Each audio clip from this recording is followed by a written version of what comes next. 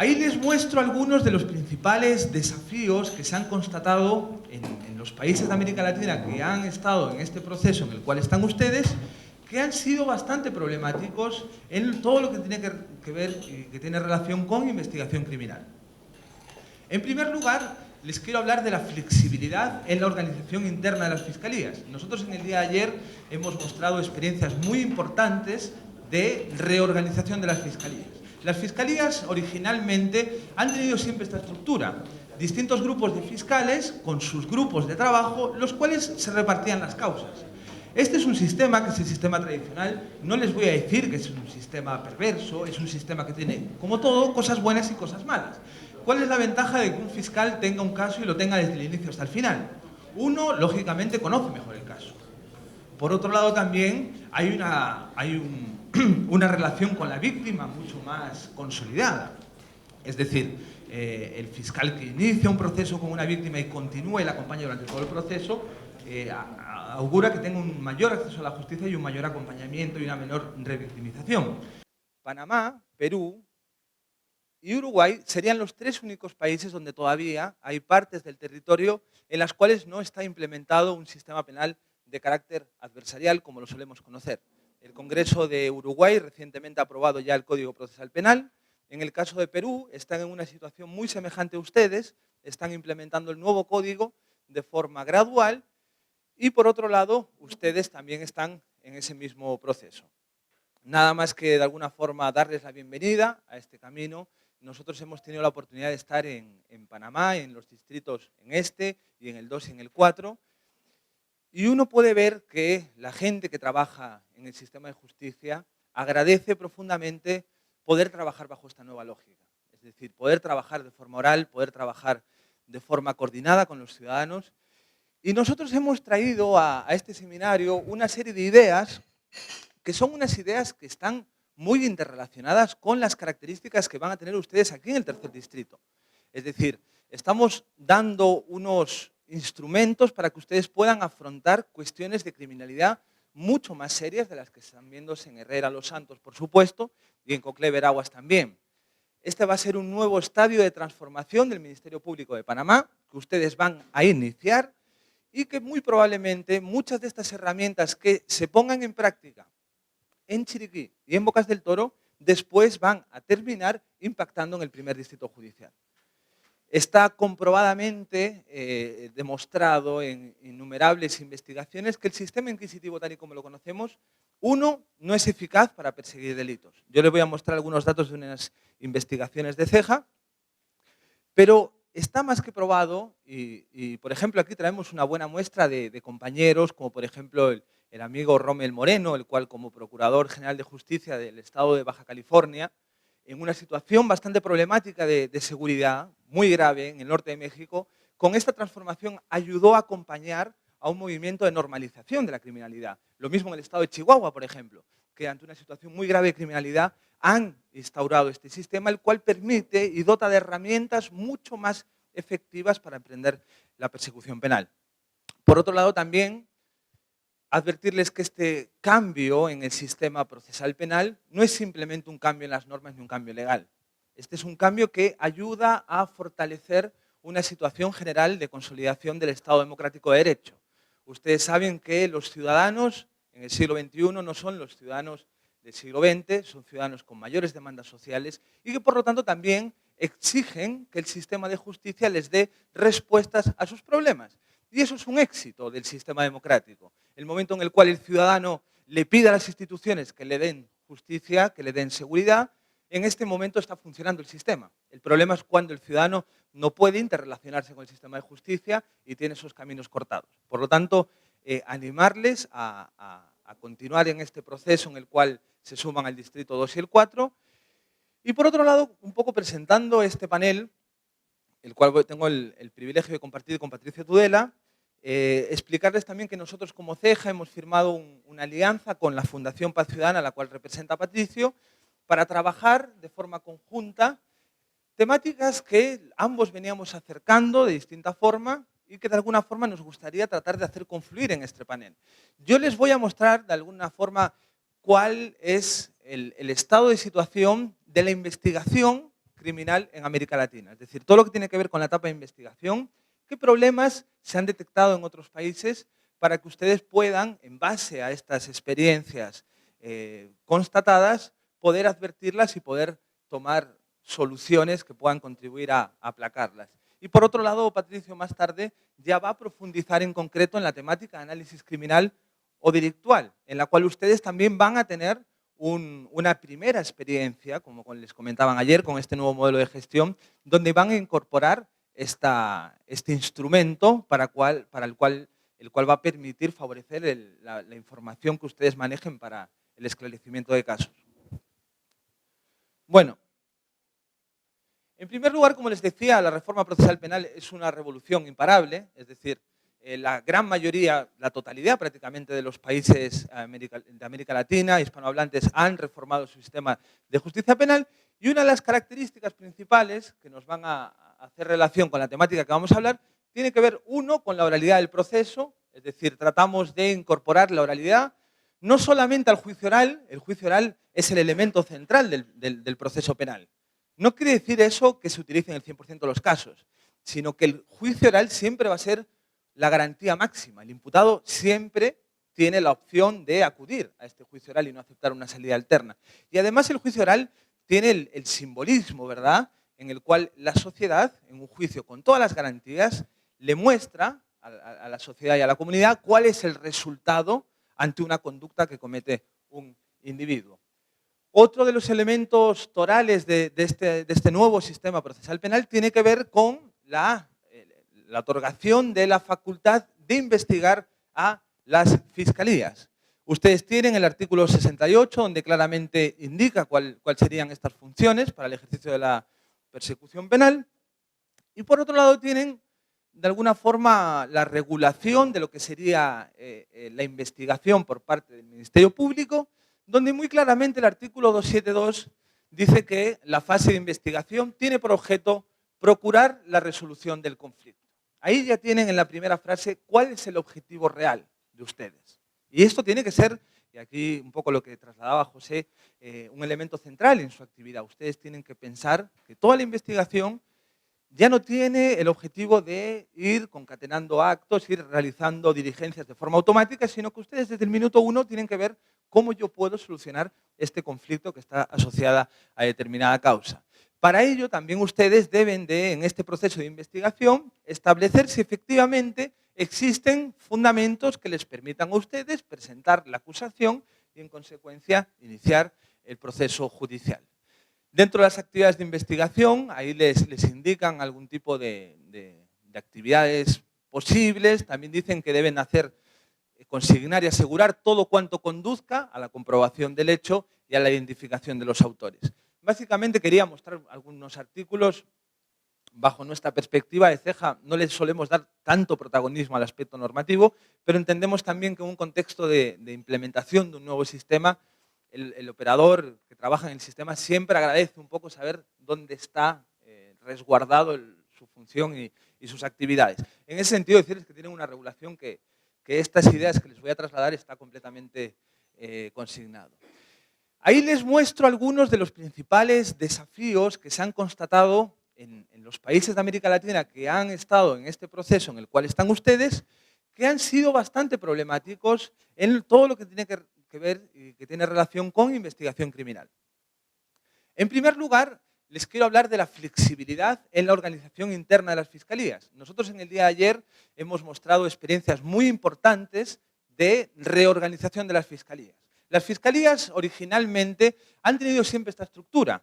Distintos grupos de fiscales con sus grupos de trabajo, los cuales se repartían las causas. Este es un sistema que es el sistema tradicional. No les voy a decir que es un sistema perverso, es un sistema que tiene, como todo, cosas buenas y cosas malas. ¿Cuál es la ventaja de que un fiscal tenga un caso y lo tenga desde el inicio hasta el final? Uno, lógicamente, conoce mejor el caso. Por otro lado, también hay una relación con la víctima mucho más consolidada. Es decir, el fiscal que inicia un proceso con una víctima y continúa y la acompaña durante todo el proceso, augura que tenga un mayor acceso a la justicia y un mayor acompañamiento y una menor revictimización. Pero lo que hemos demostrado también es que en el contexto de países con bastante criminalidad y además con recursos limitados, es un modelo que ha sido muy poco productivo. Y los datos están ahí. Para ello se ha tratado de especializar las fiscalías en base a dos factores. Un primer factor tiene que ver con la especialización por materia. Y esto es muy lógico. Si tenemos criminalidad que se enfoca en distintos tipos de delitos, vamos a reorganizar las fiscalías en función de esos tipos de delitos. Y prácticamente en todos los países se han creado fiscalías especializadas. Nosotros estuvimos aquí el año pasado y vimos que ustedes tenían fiscalías divididas por distintos tipos de materia. Y también este es un sistema que tiene ventajas y desventajas. La principal ventaja de trabajar en fiscalías especializadas es que, sobre todo a efectos de investigación, conseguimos que la gente que esté investigando estas causas tenga un conocimiento muy grande de estos temas específicos. También permite que los fiscales puedan conocer las causas de forma conjunta y de esta forma conectar casos. Un problema que hemos identificado con esta fórmula de organización tiene que ver con que en muchos casos la lógica anterior se venía replicando, pero en estructuras más pequeñas. Es decir, eran fiscalías donde se repartían los casos de la misma forma y los fiscales trabajaban desde el inicio hasta el final. Sin duda, el cambio de paradigma está en la especialización por procesos de trabajo, es decir, no solamente por materia. Entendemos que no existe el superfiscal. Y esta es una idea que se ha trabajado mucho. Es decir, yo tengo la causa más importante y se la voy a dar a mi superfiscal. En verdad existen distintos tipos de superfiscales, porque para cada una de las actividades principales relacionadas con el tratamiento de un caso, existen distintas habilidades. La habilidad que puede tener una persona en la recepción de una denuncia no tiene nada que ver con la habilidad que puede tener una persona a la hora de investigar una causa. Por otro lado, hay una habilidad muy importante que requiere este sistema que tiene que ver con la litigación. La persona que sea la mejor litigante, lógicamente, tiene que ser la que vaya a juicio. Pero puede ser que un muy buen fiscal de investigaciones sea un buen fiscal de eso, de investigaciones, y que, por ejemplo, por sus destrezas naturales, no tenga la capacidad de litigar. Eso no quiere decir que sea mal fiscal. Entonces, esta especialización ha permitido cosechar mejores números y mejores resultados. Otro de los aspectos importantes tiene que ver con las respuestas rápidas, es decir, un fiscal que tenga la capacidad de buscar una mediación y una conciliación del conflicto. También es otra habilidad muy importante a destacar. El modelo de Guatemala se basa y se fundamenta en esta estructura y sin duda los números están a la luz de que ha sido extremadamente positivo.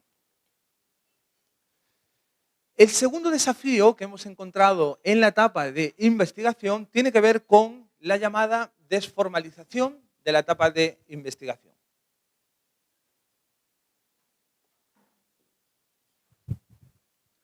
En muchos países, cuando se le otorga a las fiscalías la capacidad de investigar, ellos empiezan a desarrollar esas facultades, pero el problema es que ellos, en vez de diseñar procesos de trabajo acordes al nuevo sistema, directamente siguen utilizando procedimientos anticuados, que son los procedimientos que se venían utilizando los juzgados de instrucción.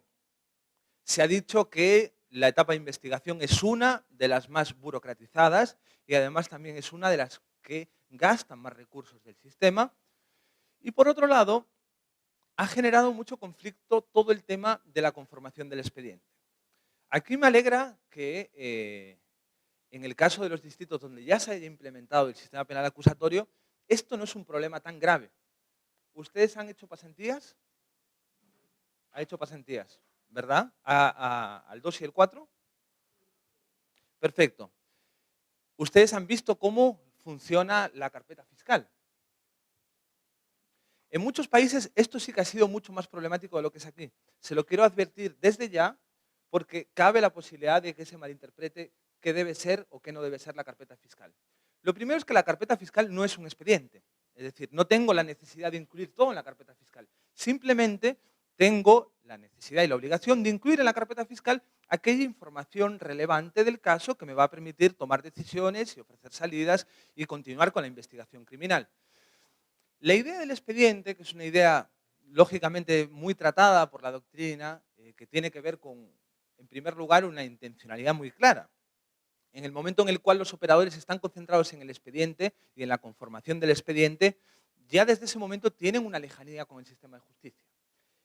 El interés principal es conformar el expediente, es concatenar una serie de actos, cumplir con unos plazos, pero en ningún momento el funcionario levanta la vista, mira a los ojos a la persona y analiza cuál es el conflicto. Es decir, lo que busca el expediente también es que la gente que trabaja en el sistema de justicia no esté en contacto directo con las personas, que es lo contrario que buscamos con este nuevo sistema. Por otro lado, ustedes deben tener en cuenta que, ahí dice la última frase, el nuevo sistema de investigación no tiene valor probatorio. Es decir, ustedes no están acumulando prueba en la carpeta fiscal. Ustedes están acumulando información. Esa información, llegado el momento, si es que ustedes deciden que continúe y que vaya a juicio oral, ahí será donde ustedes tengan que producir la prueba. Y ahí ustedes van a tener que recurrir a la información que previamente han registrado. Pero entonces hay que cambiar esa lógica y ahí yo les puedo decir que el trabajo que se ha realizado en el Distrito 2 y 4 ha ido en esa dirección. Por otro lado, en la etapa de investigación es fundamental que ustedes entiendan la lógica de aplicar lo que se ha venido llamando el uso de las facultades discrecionales. Ahí tienen una pequeña enumeración de lo que hemos llamado facultades discrecionales, archivo provisional, desistimiento de la pretensión punitiva, conciliación, mediación, también aparece la justicia de los pueblos originarios, criterios de oportunidad, suspensión del proceso y acuerdos. A mi juicio, este es uno de los aspectos más novedosos que tiene el nuevo sistema de justicia penal. Antes, los sistemas antiguos eran sistemas en los cuales todas las causas básicamente seguían el mismo tratamiento. Es decir, en función del tipo de delito, se le dábamos un tratamiento igual y uniforme y que todas continuaran el proceso y que llegaran hasta juicio. Esa era la idea. No se hacía una valoración y un análisis para adaptar cada una de las causas a las distintas salidas que el sistema ofrece. Y básicamente, estos serían algunos de los problemas que hemos constatado en las aplicaciones de estas salidas. Uno muy importante y fundamental tiene que ver con evaluar el caso que uno tiene delante. Es decir, hay que evaluar las características. Para ello también es importante tratar, en la medida de lo posible, evitar fijarnos solamente en el monto de la pena. El monto de la pena, lógicamente, en algunos casos va a claramente indicarnos que, en muchos casos porque está prohibido por la ley, que no hay posibilidad de un acuerdo ni ninguna salida alternativa y que por lo tanto tenemos que continuar el proceso, ir a juicio oral, pero hay casos incluso que pueden ser casos pequeños que por sus características sea prevalente que tengan que ir a juicio. Es decir, es importante tratar de, en la medida de lo posible, evaluar uno a uno los casos. Esto permite que tengamos un abordaje del conflicto mucho mayor. Es decir, hay que analizar el conflicto inherente detrás de la causa penal y en base a esto aplicar esta salida más adecuada. Se ha utilizado mal, quizás a veces, el concepto de discrecional. Discrecionalidad no quiere decir arbitrariedad. Es decir, discrecional quiere decir que está al criterio del fiscal, pero es un criterio, es decir, no es una decisión sin ningún tipo de raciocinio. Por otro lado, lo hablaba Gladys, yo creo, es discrecionalidad reglada, ¿de acuerdo? Eso tiene que ver con quitar esta connotación de arbitrariedad. Tiene que haber algún tipo de justificación para derivar a cada una de estas causas y de estas salidas. Y por otro lado, un aspecto fundamental que entronca con lo conversado en la mesa anterior, tiene que ver con que estos criterios tienen que responder a la orientación de persecución penal que tenga el jefe o jefa de la Fiscalía.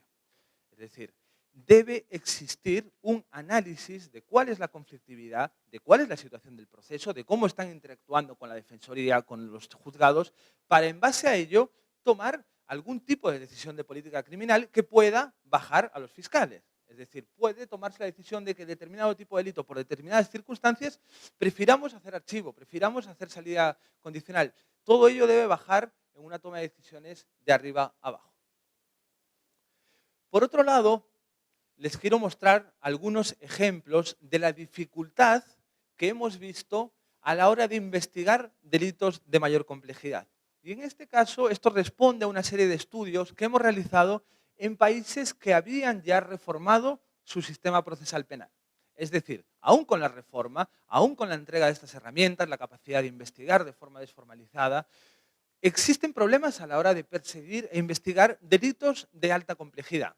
Hemos realizado un estudio en el año 2010 en los casos de Argentina, Chile, Colombia, México, Perú y Venezuela, y ese mismo estudio se ha replicado en los años 2011 y 2012 en los casos de Chile, Colombia, Ecuador, México y Guatemala. ¿Cuáles han sido los principales hallazgos de estos estudios? En primer lugar, se detecta que existe mayor dificultad para perseguir delitos de carácter complejo en aquellas instituciones en las cuales todavía continúan estas prácticas burocráticas, estas prácticas excesivamente formalistas. Es decir, no se puede cumplir con todo en este mundo. Entonces, yo no puedo estar pendiente de hacer trámites, de cumplir con una investigación formal en la cual tengo protocolos excesivamente fijados y a la vez ser muy efectivo con el crimen. Es decir, para ser efectivo a la hora de investigar causas complejas es necesario poder estar desligado de alguna forma de estos trámites más burocráticos para de esta manera poder realizar una investigación de mayor profundidad. Un problema muy grande tiene que ver con la entrega y el cruce de información con instituciones públicas y privadas, que es algo que comentaba Leonel, instituciones relacionadas con la información, la inteligencia financiera, aduanas, contralorías, muchas agencias administrativas que tienen información de valiosa calidad para la investigación criminal y no existen estos vínculos, no existe coordinación. Y esto es algo que se debe analizar. Lógicamente, no es algo que le competa al fiscal que esté en el día a día, es algo más que le corresponde a las cabezas de la organización. Y ahí yo siempre pongo el ejemplo de la Superintendencia de Administración Tributaria, puede ser, de Guatemala. Es cierto que siempre hablamos de Guatemala. Tiene muchas cosas buenas Guatemala. Esa es una de ellas. Bueno, lógicamente es la agencia administrativa que se encarga de la información relacionada con temas tributarios o financieros. El Ministerio Público de Guatemala firmó un convenio con esta superintendencia e incluso instalaron una sede dentro del Ministerio Público. Es decir, ¿es una prioridad para el Ministerio Público perseguir delitos financieros y de cuello blanco? Ok, firmamos un convenio con la institución que tiene la información y que es valiosa para mi investigación criminal y fruto de ello incluso instalan una sede de esta institución para que puedan compartir y establecer compartimiento de información. Sin duda, este tipo de convenios, de acuerdos y de trabajo conjunto en delitos de estas características es completamente vital. Otro problema ha tenido que ver con los protocolos. Sin duda es importante, sobre todo cuando tenemos policías que no están demasiado profesionalizadas, trabajar estos protocolos, trabajar estas guías para de alguna forma poder orientar cuáles deben de ser las actividades de investigación que los órganos policíacos deben ejecutar. Sin perjuicio de ello, se ha analizado que en países como México y Colombia estos protocolos eran excesivamente formales, excesivamente detallados, no permitían una capacidad de interpretarlos y por lo tanto terminaba generando problemas a la hora de ejecutarlos. Otro de los principales hallazgos ha tenido que ver con, efectivamente, los resultados. Es decir, estos delitos más graves, que no son el mayor número del sistema, pero las respuestas que daban al introducirlos en el sistema de justicia penal era que se conseguían muchas menos condenas al número de casos. Es decir, estos son casos en los cuales se busca un número alto de éxito debido a que estamos movilizando muchos recursos de la Fiscalía. Y por lo tanto, se requiere que existan salidas positivas que se puedan ejemplificar como condenas. Y otra buena práctica ha tenido que ver con estrategias concretas de persecución penal focalizada. Tenemos ejemplos de la persecución de secuestros extorsivos en Argentina, de delitos de corrupción en Perú y persecución de lavado de dinero vinculado al tráfico de drogas en Chile. Es decir, son estrategias muy concretas, muy focalizadas, dirigidas a delitos muy específicos. De forma general, les quiero hablar de algunos beneficios que puede suponer esta nueva concepción en la investigación criminal.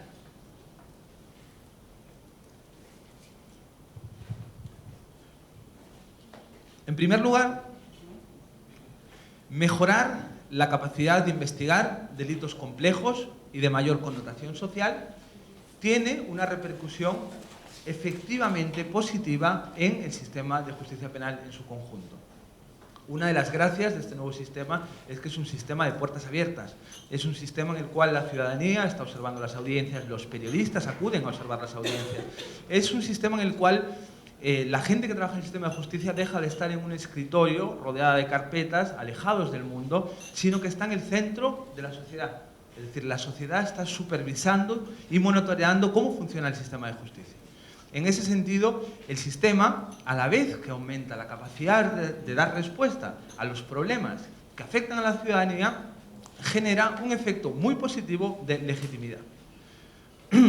Por otro lado, otra de las ventajas de este enfoque de la investigación criminal tiene también que ver con la capacidad de investigar aquellos delitos menos complejos. Es decir, la investigación siempre la planteamos para aquellas grandes causas, pero ¿qué sucede con aquellas pequeñas causas que afectan y molestan a la ciudadanía? El típico robo de celular, por ejemplo, que nosotros, lógicamente, lo que nos dice el sistema, y lo lógico, es que tratemos de aplicar estas salidas alternas, ¿verdad? Porque suelen tener un monto de pena bastante bajo y por las características de los casos ameritan algo así. Pero ahí también nosotros debemos de trabajar todo lo que tiene que ver con la investigación y el análisis criminal para de esta forma poder identificar no solamente el caso a caso, sino que en muchos casos hay casos que están conectados o que puede haber estructuras detrás de estas causas más pequeñas, que si bien son pequeñas y que según el sistema deberían de tener una respuesta más simplificada, de forma general generan un problema para la ciudadanía y por ello deben de ser tenidas en cuenta. Por otro lado, a la par que investigamos de forma criminal, inteligente y tal y como va a exponer Patricio a continuación, nos permite también tener información de mayor calidad sobre los fenómenos criminales. Es decir, ustedes, cuando comiencen a trabajar bajo esta lógica de una unidad o sección de análisis criminal, van a ir conociendo mejor qué es lo que pasa en su comunidad. Muchas veces nosotros en el sistema de justicia recibimos gran número de causas y nosotros lo que vemos es el tipo penal. Es decir, si es violencia doméstica, es violencia doméstica. Si es una agresión, si es una lesión, es una lesión. Si es un homicidio, es un homicidio.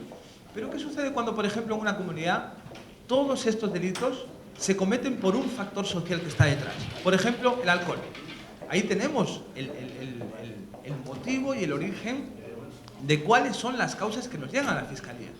Esta es información muy valiosa. Ahí está el gran debate, ¿verdad?, de si el Ministerio Público qué debe hacer con esta información, si debe de moverse más hacia el lado preventivo, hacia el lado de persecución. Esto es algo que seguramente Patricio podría estar conversando horas y horas, pero también se van a dar cuenta que enfocar el análisis criminal les va a permitir a ustedes tener mayor información y de mejor calidad. Por otro lado, estas nuevas técnicas les van a permitir trabajar en equipo y de forma coordinada y les van también a permitir tener información muy importante para conectar causas. Es decir, cuando ustedes tienen unidades investigativas, van a poder ver cómo unas causas se conectan con otras, lo que me comentaba Carlos María en Costa Rica, ¿verdad? Tenían 1.200 expedientes de robos y, lógicamente, si uno le da el tratamiento a los 1.200 es un trabajo infernal y, por otro lado, que les va a dar pocos resultados de éxito. En cambio, si ustedes analizan de forma conjunta, van a identificar que hay una estructura que es la culpable de 200 de esos 1.200 robos. Entonces ahí ustedes van a tener herramientas más eficaces para desmontar estas estructuras y para tener mayor éxito. Por otro lado, también está de fondo la idea de cambiar el uso de la información. Lógicamente, el archivo provisional es una de las herramientas que está facultada a la Fiscalía para ejercer, básicamente por un principio básico que es la escasez de recursos. Es decir, en ningún país del mundo la persecución penal se hace sobre todos los delitos que ingresan al sistema. Hay que priorizar y por ello aquellos delitos, o por baja gravedad, o también porque existen pocos antecedentes o poca información para iniciar la persecución penal, ustedes tienen la facultad de archivarlos. Ok, está bien. Están archivándolos porque tienen esa facultad y porque es lógico que ustedes prioricen en aquellos casos sobre los cuales tienen más información y mayor probabilidad de éxito. Sin perjuicio de ello, esos casos en los cuales ustedes están archivando son casos que tienen información. Es decir, tienen algún tipo de información que le van a poder tener datos sobre lugares, sobre personas, sobre horas, sobre situaciones. Por lo tanto, más allá del archivo, que es la respuesta lógica y que ustedes están legitimados para ella, se debe utilizar esa información, se debe aprovechar esa información para reportarla a través de las unidades de análisis criminal y para poder incluir información que, si bien en una causa puede ser no útil, al conjunto del sistema va a permitir tener información de mayor calidad. Bueno, esto es todo. Les dejo la palabra a Patricio Tudela para que continúe. Muchas gracias.